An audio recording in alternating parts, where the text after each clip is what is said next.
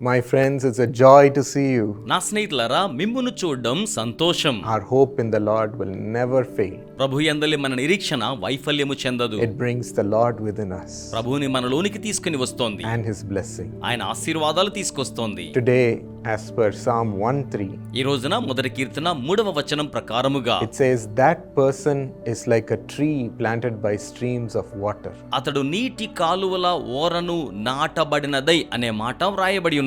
Which yields its fruit in season. అది ఆకు వాడక తన కాలమందు ఫలమిచ్చు చెట్టు వలె ఉండును. If you see the trees that are planted by the water, నీటి కాలువల పక్కనే నాటబడిన చెట్లను మీరు చూచినట్లయితే they are so well nourished అవి ఎంతగానో బాగుగా పోషించబడుచు ఉంటాయి. because they're able to drink in water ఎందుకంటే నీటిని సేవించగలుగుతాయి. and the soil is fertile. అలాగే నేల సారవంతంగా ఉంటుంది. It receives rich nutrients. సమృద్ధి అయిన పోషక విలువలను అవి సంగ్రహిస్తూ ఉంటాయి. So it is so healthy కనుక అది చాలా ఆరోగ్యవంతంగా ఉంటుంది. and it gives its fruit correctly in season. సరిగ్గా సమయమునందు అది ఫలములనిస్తోంది. That is what this verse says. ఈ వచనం ఆ రీతిగా తెలియచేస్తోంది. That's how the Lord is going to plant you, ప్రభు ఆ రీతిగా మిమ్మును నాటనయ్యున్నారు, in the right place. సరైన స్థలమునందు. And the previous verse says, "The one who meditates on the word of God becomes like such a tree." దానికి ముందున్న వచనములో దివారాత్రములు దేవుని యొక్క వాక్యమును ధ్యానించువాడు అటువంటి చెట్టు వలె ఉండును అని వ్రాయబడి ఉన్నది.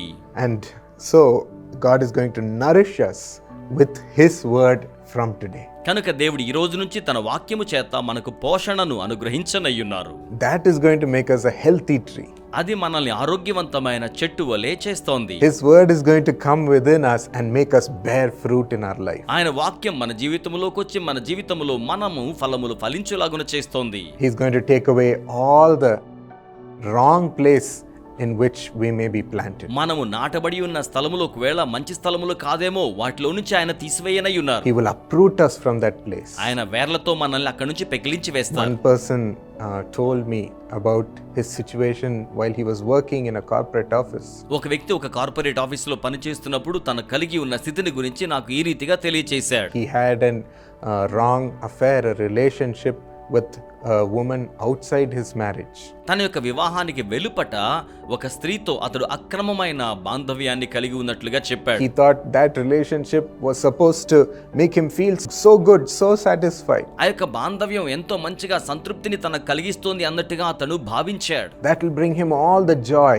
అది ఆయనకు సంపూర్ణమైన సంతోషాన్ని ఇస్తుంది అనుకున్నాడు. But he said, "No, that is not what I got.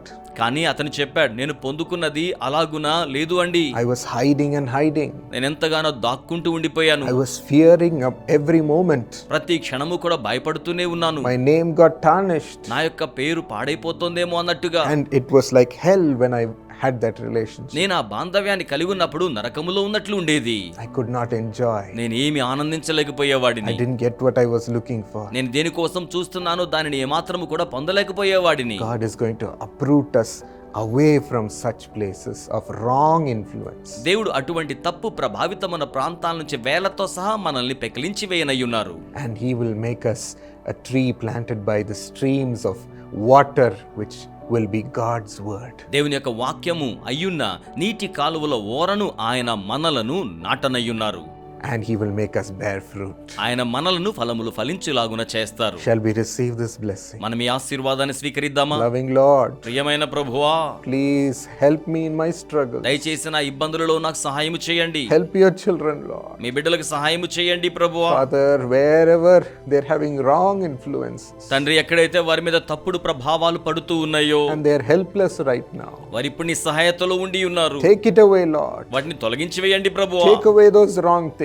అట్టి తప్పు కార్యములను మీరు తొలగించి వేయండి. Take away the wrong desires. తప్పు కోరికలను మీరు తొలగించి వేయండి. Take away the things which are pulling them away from the right path. సరైన మార్గము నుంచి వారిని బయటికి లాగివేస్తున్న వాటన్నిటిని కూడా మీరు తొలగించి వేయండి.